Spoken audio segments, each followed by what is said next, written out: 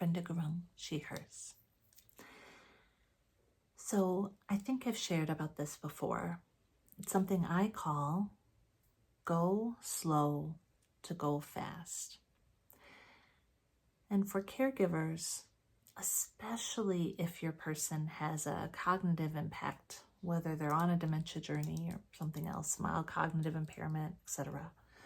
But I think it's applicable in a lot of our lives. Go slow to go fast. We slow down with our person. And so I'm going to say 4 things.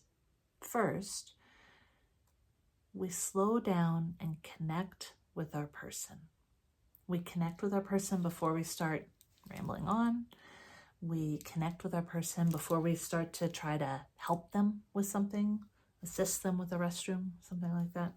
We connect first. Sometimes we alarm our person, or we're in such a rush, or we're stressed, and so then they're stressed. But we slow down first, connect first. Number 2, especially if our person has impacted cognitive ability, we may need to break down a task into short, manageable steps.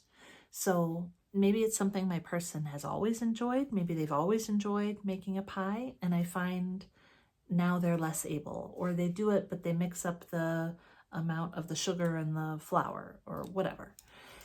But I might find if I help break those steps up into manageable tasks that they can be successful.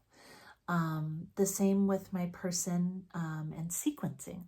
Sometimes if maybe my person goes to get dressed in the morning, they put on their pants and then their underpants. Like it's close, but it's not quite right. And so we can help break down those steps or put things in the order that our person needs them.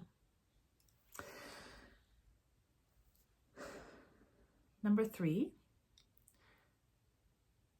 not just speak verbally to our person, not just verbal communication, but to try to model or demonstrate with our body what we are saying with our words. That can be really helpful.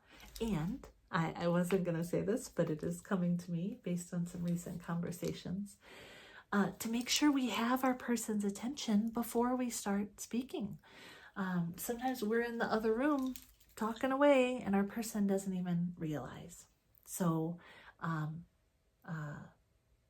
break into small tasks, sequence, visually, bodily demonstrate what you are saying verbally. And then the 4th step is, especially if your person is later in their journey, and it may be super easy to see at that point all the things they can't do. I would encourage you, for your person who is later in their journey, focus on what they can do, focus on connection rather than communication, and try to make things small. If you're going to show them something, have it be small and right here in their space where they can see it, where they can connect, where they can process it. So I hope that's helpful. Thank you. Go slow to go fast.